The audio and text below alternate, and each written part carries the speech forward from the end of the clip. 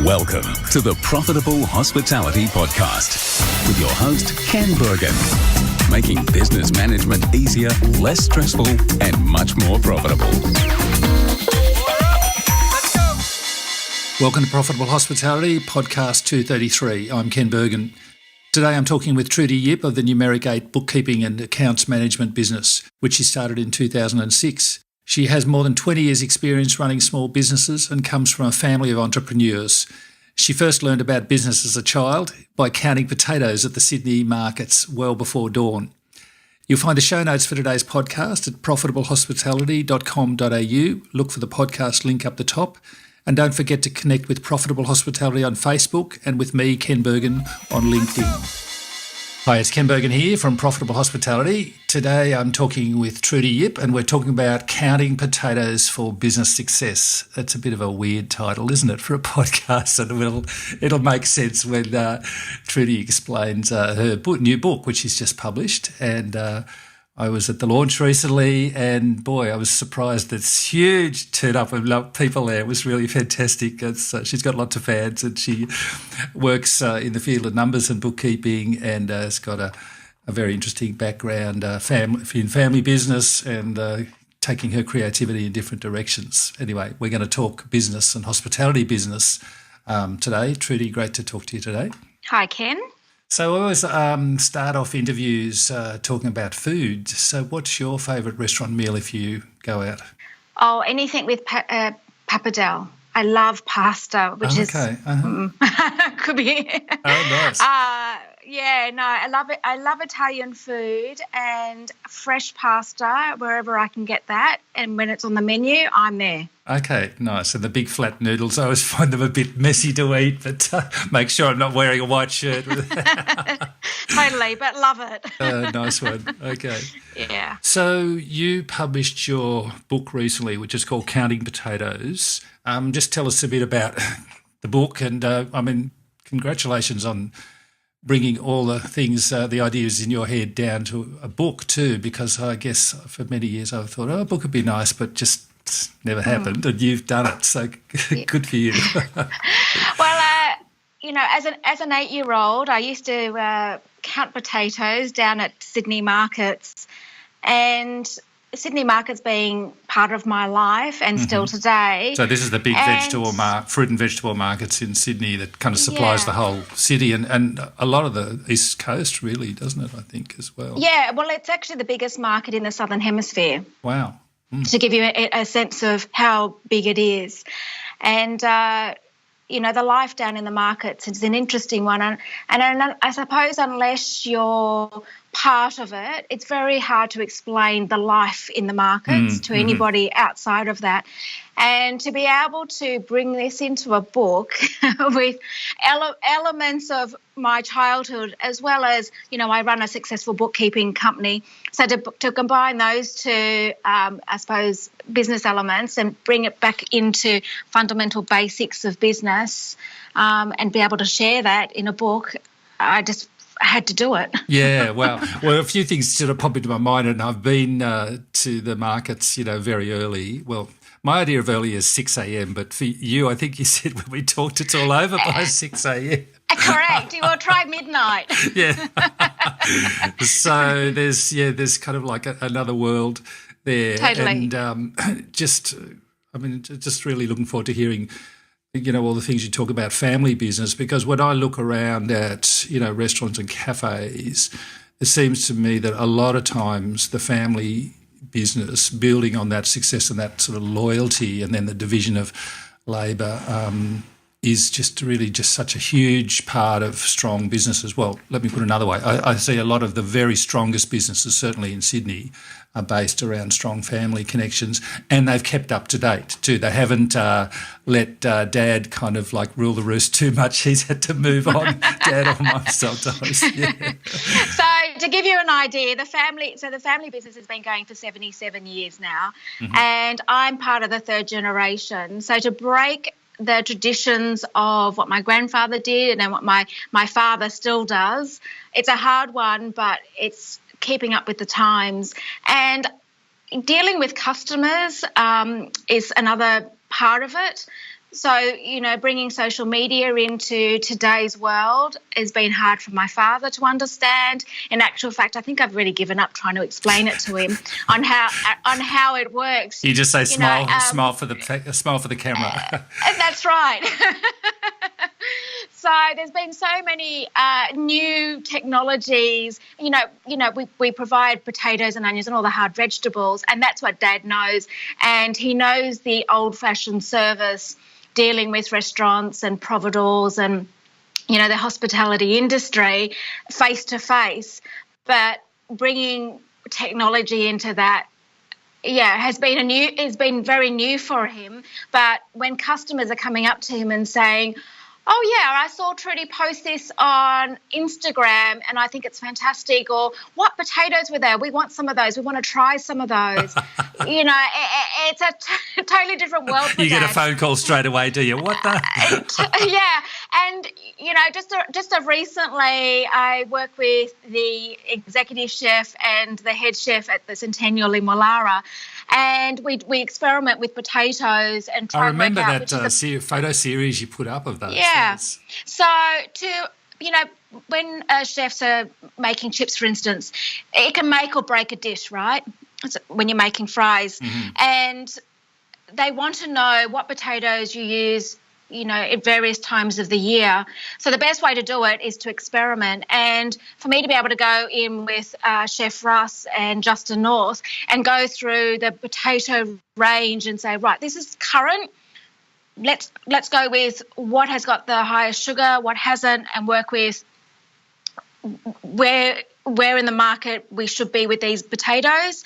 It was absolutely brilliant. So, I bet that was and it's a fun thing to do as well. But the chefs absolutely love it because it gives them a now.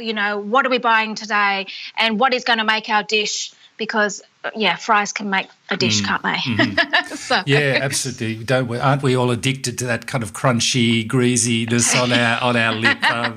Very interesting. Yeah. And yes, I mean, because what you're doing is just really finding another channel to communicate what your dad's always done, isn't it? Which is just like be very customer focused and very responsive to their questions. Is just you're answering them in a different way, I suppose.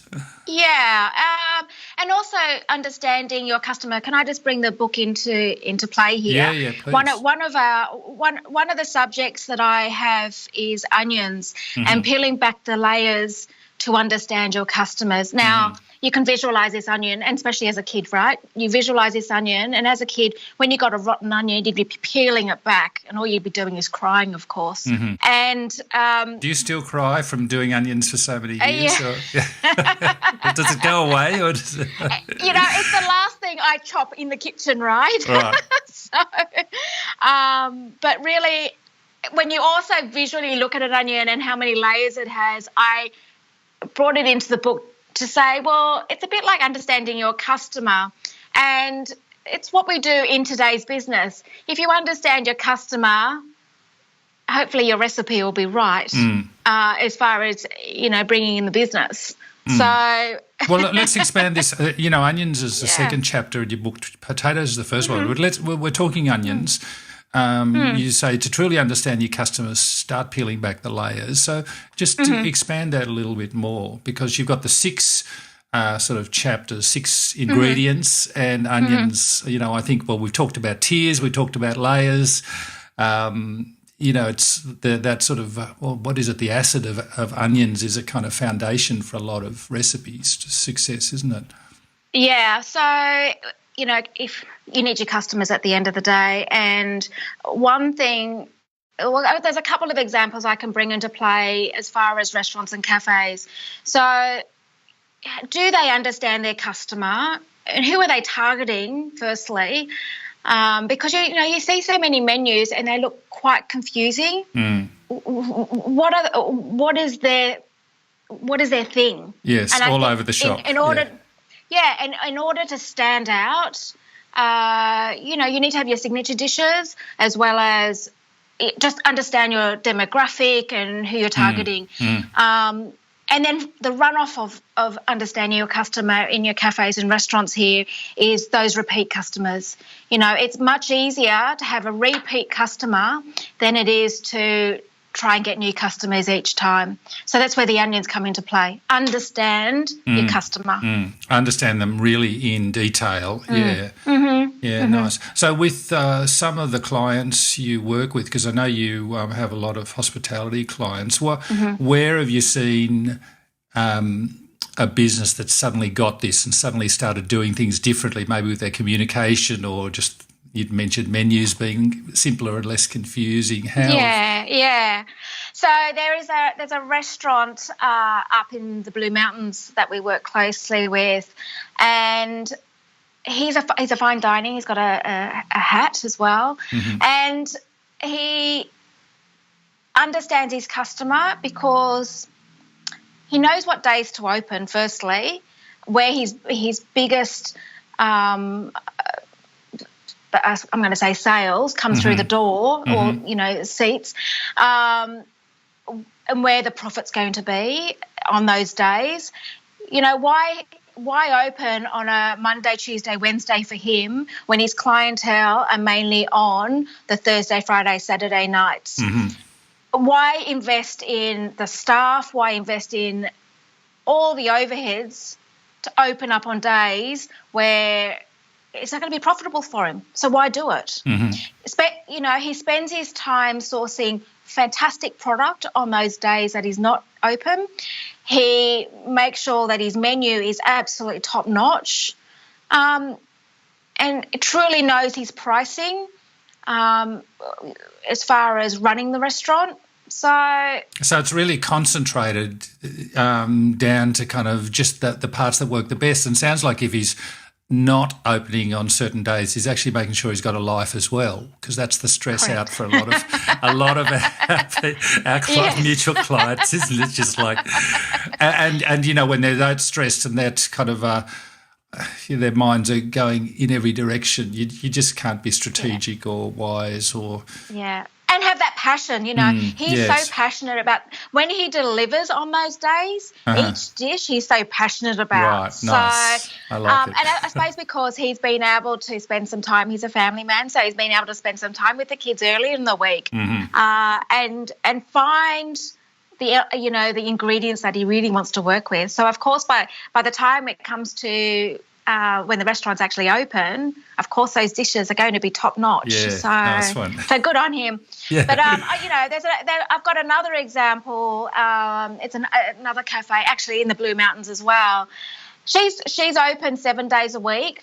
Totally different, opposite ends of the scale. She's cafe, quick turnaround, and it's all about margin and staff for her. How many staff does she need to have on at certain times of the day versus her margins? So she's a good number cruncher by the sound. Correct. That must be great for you to work with someone like that who actually loves their numbers and likes breaking them down into detail. Yeah. So the outcome for her was, and this is how I work with a lot of our clients, is what are you ultimately looking for? Come the end of financial year, what profits do you want to make? Why do you want to make those profits? Is it a lifestyle thing? Is it a growth thing? What is it? For her, it was all about, can you believe it, paying for private school fees for her children. Okay. So being able to allow for that to happen was the ultimate game. So how do we make sure that she's pulling a wage as well as making paying for these private school fees? Quite a few tens of thousands of dollars a year to pay for all of that. That's terrific. Let's go back to the first chapter, which is potatoes, and you say it's about the why of your business. It's a phrase that's been thrown around a little bit lately. I think you got in first, actually. But why potatoes? I just think of kind of like big, solid, dirty things that, they taste actually yummy even if they look a bit ugly. So. Anyway, I won't take that analogy too far. My analogy, and this is probably give you more of an understanding, is, well, firstly, from a customer perspective, is and a business perspective, why would customers come to you? So you need to really stand out in the marketplace because there is so much of everything today, right? So it's why. And if you understand your why, then your deliverable will be based on that and it'll show through. But in the perspective of potatoes that I've used it as, well, we're known for potatoes and we have a massive range of gourmet potatoes. So our why is delivering potatoes, and the customer says, well, what potato would I be using for my dish? Now, I can tell you at the end of last year, I had 21 varieties of potatoes. Wow. Yeah, unbelievable, right? It used to be just the three, the dirty, the red and the white. Yeah. Now you've got 21. Now, mind you, the one place in Australia where they're still as passionate about that is Tasmania, really, isn't it? You go there and they know the names of things, and it's unbelievable. Incredible. And actually, I just had 2 ranges delivered this week. Never heard of them. I had to do the research on them, and I'm like, what am I using these for? And they were called the up-to-date potato and the break light potato. The break light. And the break light, and a fantastic roasting potato, red potato. And I'm like, really? Okay, now I've got to go back and do some research on this. But Tasmania is known for their potatoes, and especially the gourmet ranges. Yeah. But understanding why and what potato you would use, because there's such a variety these days. It's unbelievable. Yeah, nice. So when you start working with clients, I guess that's something that you're helping them just to kind of sit down and calm down and let's just kind of like write down the 3 things you're about, or I don't know, what's the process? How do you get people understanding that why? Because I get the feeling that your business is much more than just doing the numbers. You're helping people. Correct. Actually. My passion is in business, and I suppose I've learned that at such a young age is business in general, right? So the numbers will come, but you need to understand your why. And when I have potentially a new client come and see me, it's not a discussion over the phone. It's a face-to-face meeting, and it's all about, so why are you in business? What is it that you want to get out of business? And what makes your customers come and see you? Because you need to stand out. Yes. Nice. And people are really only going to do that if they leave their business and come to sort of neutral ground like you've got and have someone wise who just kind of grills them really a bit. Yeah. It can be unsettling, that sort of conversation for some people too. It's quite confronting. It's very confronting for people that haven't really taken the time out to think about what they're doing. But then, once they're certain about that, then we can do the number crunching, because once they determine, especially this cafe up in the Blue Mountains, when she came to me and I was asking her why and what and all the rest of it, and then it came down to school fees. I'm like, well, okay, so how much is it to send your children to school each year? What is it that you need as your home budget? And then we'll work out what salary you're going to be taking out of the business to then know what sales you need to make. So I give her sales targets every month to know if she makes those sales targets, then she knows that she's on track. But it also helps the rest of the team. So, it's a bit like, do you want fries with that? So, all her team know that, right, this is a sales target for the month. And we break it down to weeks, we break it down to days, because don't forget you've got, like, for instance, you've got all your public holidays. So you've got to be mindful of how many trading days you've got in a month. Interesting that she shares the numbers fairly openly, because, well, you and I, we know our industry is very paranoid and secretive sometimes, I think, to the point where even the owners don't really know what's going on. They're so busy hiding things. Well, it just has to be on the high level. They don't need to know the detail. But, you just might say to them, right, we need to bring in $10,000 this week. We've got, 5 trading days, $2,000 a week, $2,000 a day. So, in a general high level, absolutely, that's fine, because they don't know that they see costs. They know there's costs. They just need to know what the number is on, the top level. Yeah. So. Okay, so pumpkins is number 3. I think of, there's the small butternut pumpkins, which are kind of sleek and orange and easy to handle. But then I also think of great big heavy, big blue pumpkins, which, the flavour's absolutely delicious. I love over-baked pumpkin, almost burnt. It's just why pumpkins? What's the connection here? So how I see pumpkins is the traditional grey pumpkin.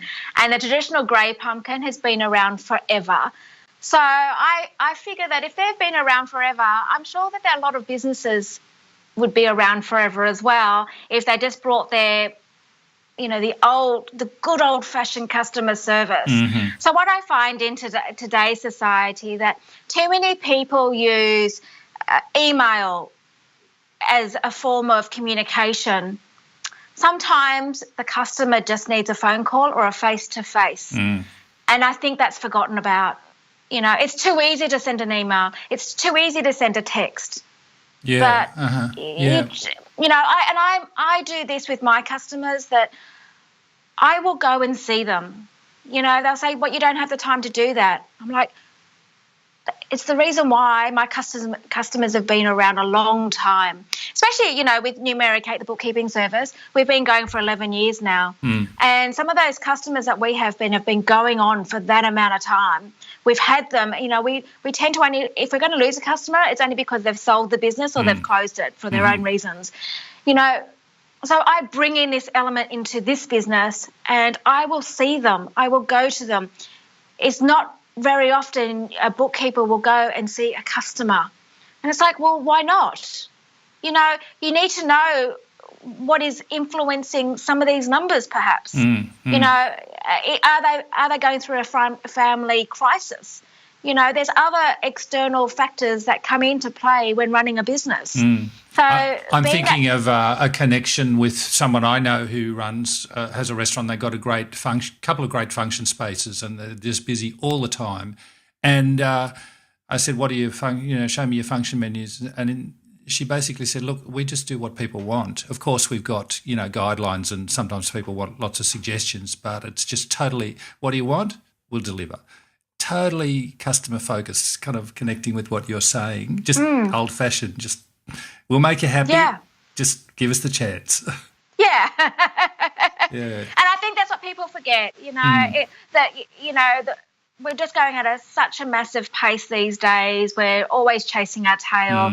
But I think if you sit back and if you find that, business isn't doing so great, think about your customers. Yes. And find those customers that have been coming to you for a very long time, those repeat customers.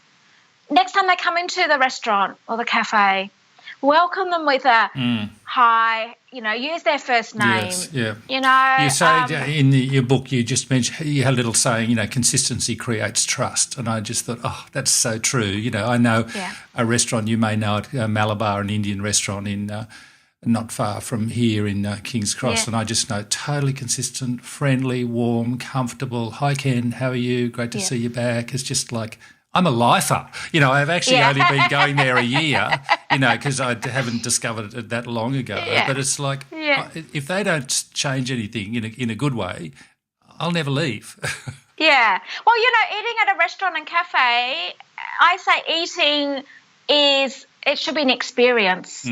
So your experience being if someone welcomes you like that, wouldn't you go back each time? Of course. And it's also, I have a local Italian up the road from me, and they know what I eat. I have the same dish every time I walk in, and I sometimes look at them going, really, I should be having something else, right? Yeah. But listen, that's important, because I always say to people too, listen, 8 out of 10 of your customers want the same as last time. Sure, it might be the pasta shape might change, but so don't go throwing out the whole menu. Keep, 80% of your menu needs to stay the same too, because people love it and they want it. Consistency equals success. Yeah. And, when the guys say to me, Trudi, are you going to have, this particular dish again today? And I'm like, unless you say otherwise. And they'll go, no, Trudi, you know every time you walk out, you love it. So let's just go with the same. Nice one. Okay. Now, ginger ginger's number 4, and I think, ginger, there's kind of like the sweet side of ginger, but then, really raw ginger, it's kind of like hot. It's quite a unique flavour. It sort of energises. It's one of those ingredients too that sometimes it's like a subtle flavour booster that doesn't stand out by itself, but it makes a lot of other things happen. So, God, I'm getting very poetic with all this. But so why ginger?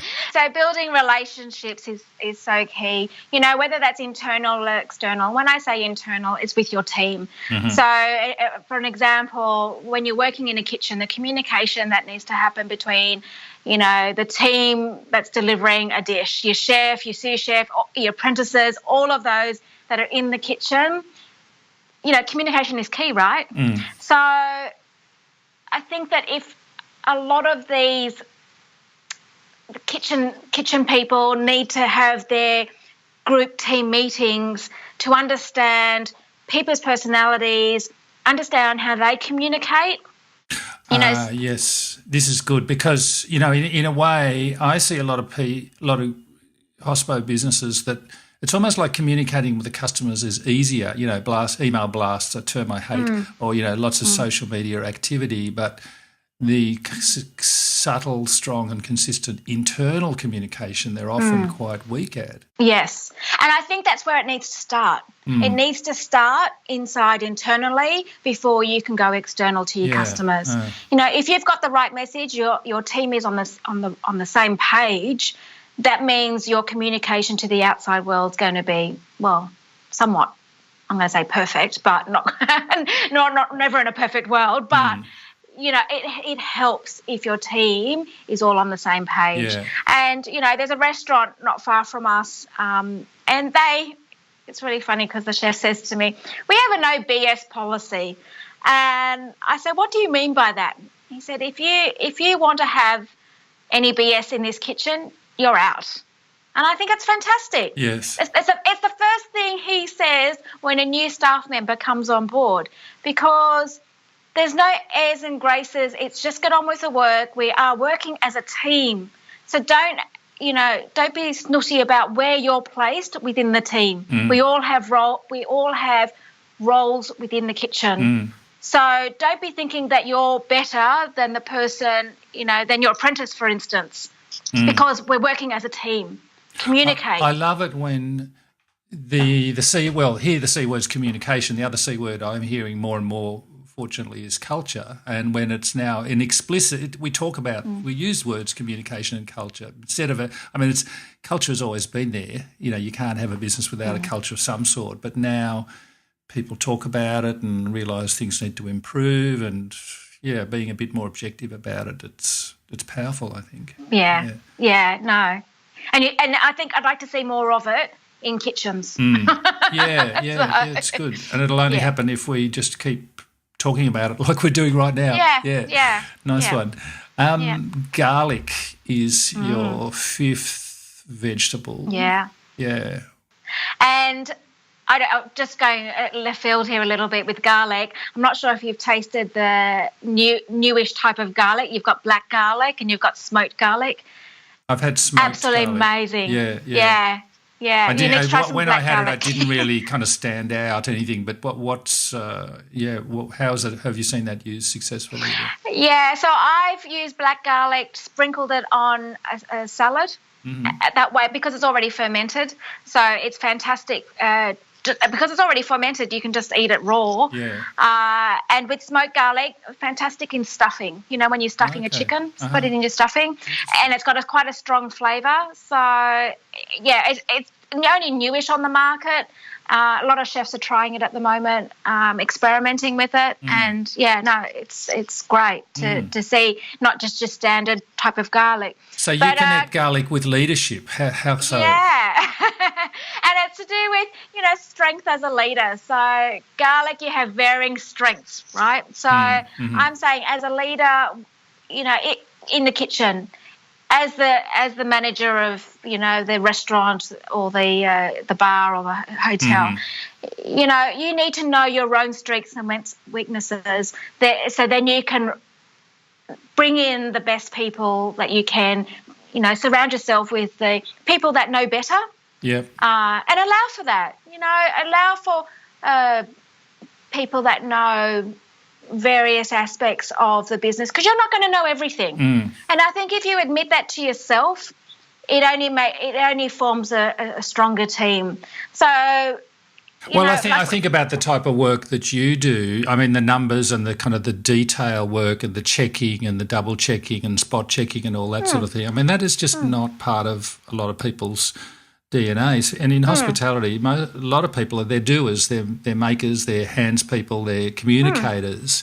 And it's essential that they say, okay, that's not my strength, but we're going to get someone in, and I commit to sitting down every Monday afternoon to look at last week's figures, that sort of thing. And people do actually, it is a muscle that can get stronger. It's not a hopeless case. So I'll just give you an example especially in the hospitality industry, you know, you see so many people say, right, I'm going to recruit for another person behind the bar.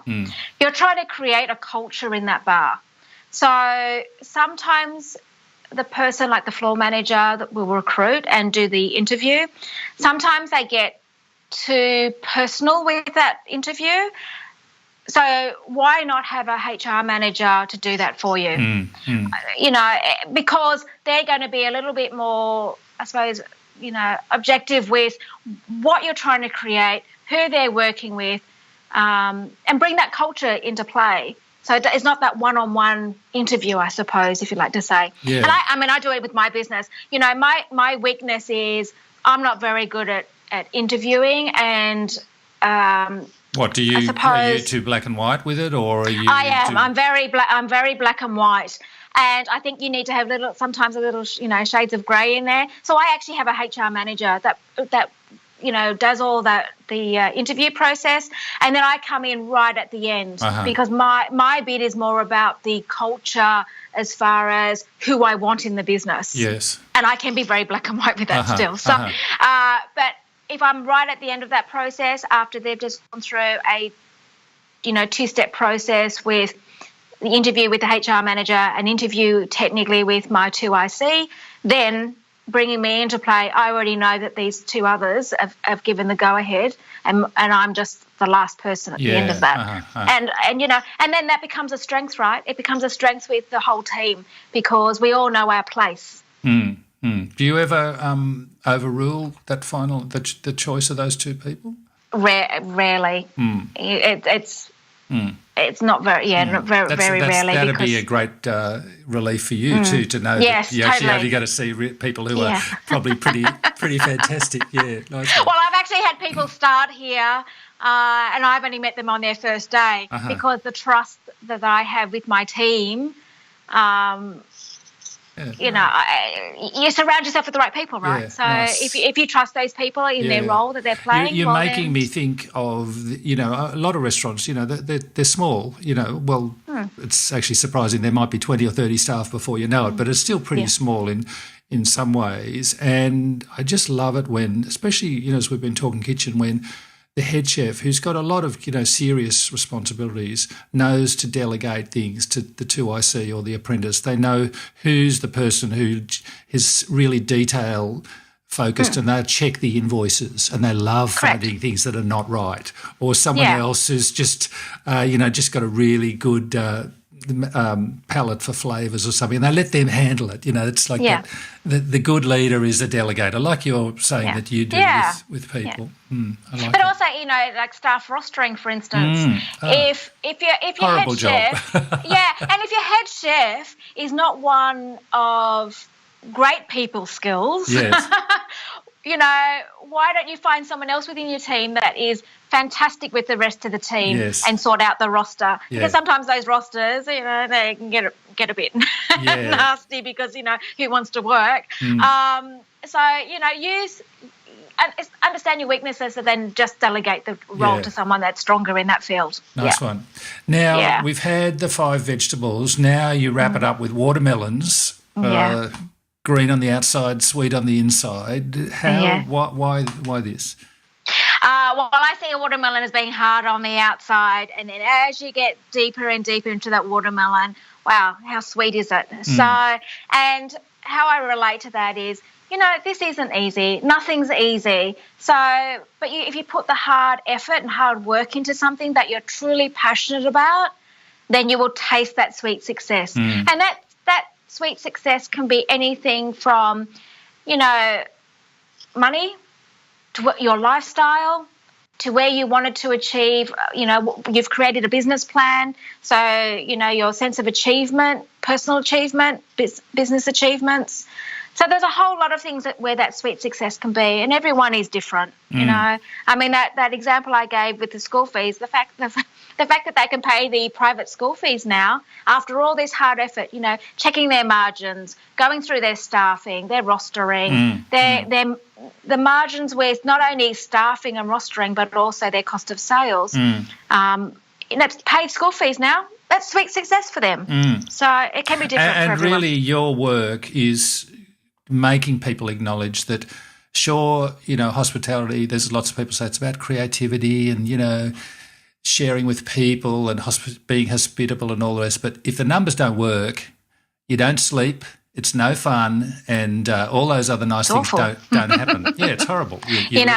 You lose your house, you lose horrible. your reputation and all those sorts of things. So let's not kid ourselves. So put the hard effort in and don't be thinking that from day one you should be able to create this lifestyle of working, short hours, because really, why should you deserve that if you haven't put the hard effort in? Yes, good reminder. And you say at the end of the chapter there, focus on the future. Now what your annual earnings will be, and focus on getting there. And that's an interesting reminder because, there's rivers of money coming through most hospitality businesses. Sometimes tens of thousands of dollars of cash every week, and it's so easy for people just to be focused on week by week, and the money's kind of dripping out of their pockets almost sometimes.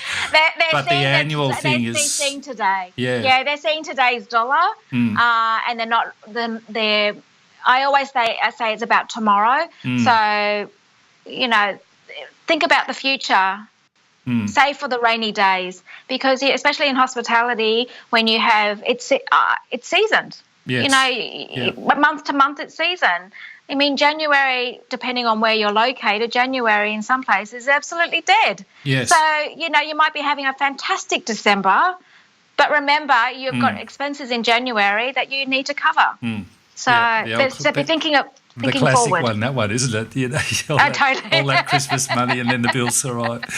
Nice one. Yeah. I heard someone say once, what's a restaurant owner do when they've had a great week? They go shopping. Not your clients. No. Different kind of shopping. Yeah. Totally. Yeah. Well, this has been an awesome conversation. I love it when I get to sort of laugh and talk kind of wise ideas as well with my guests, and really it's been a treat talking with you today. So how do people contact you, and how do they get your book too? Because that's I think an important first thing that, people listen to this podcast all over the world, and they may not become a client of yours, but they can certainly read your ideas.